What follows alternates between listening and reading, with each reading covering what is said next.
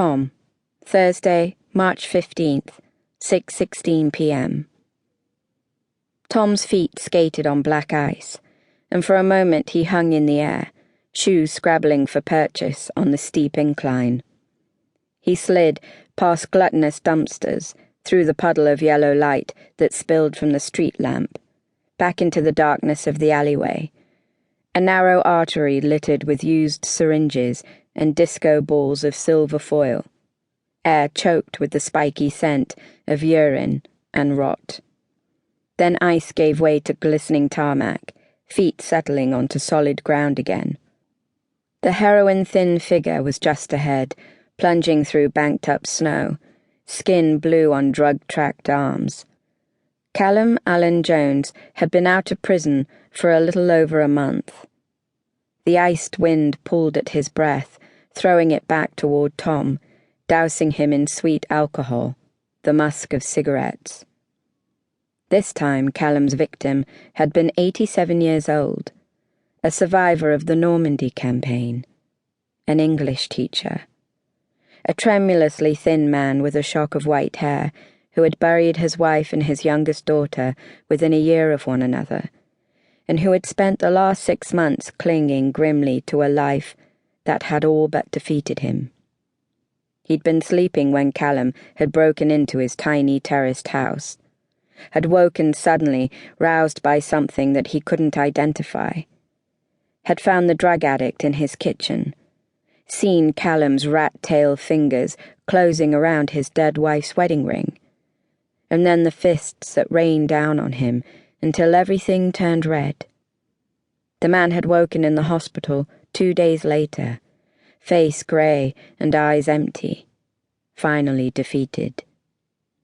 Tom had held the old man's hand as he wept, and had thought that there were days when this was the worst job in the world.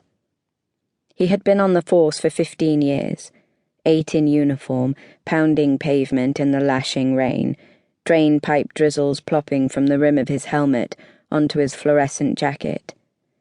Then the Criminal Investigation Department, CID.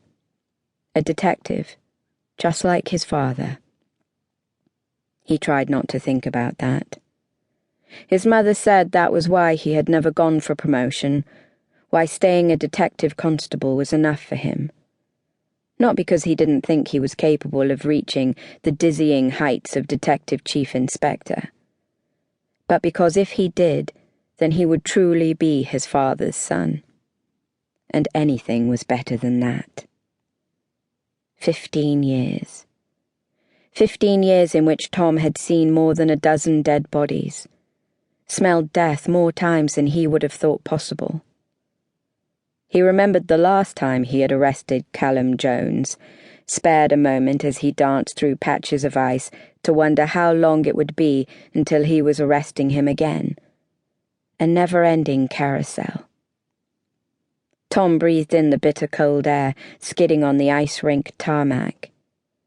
Thought of his son that morning, eyes still heavy with sleep. No idea that his mother had gone.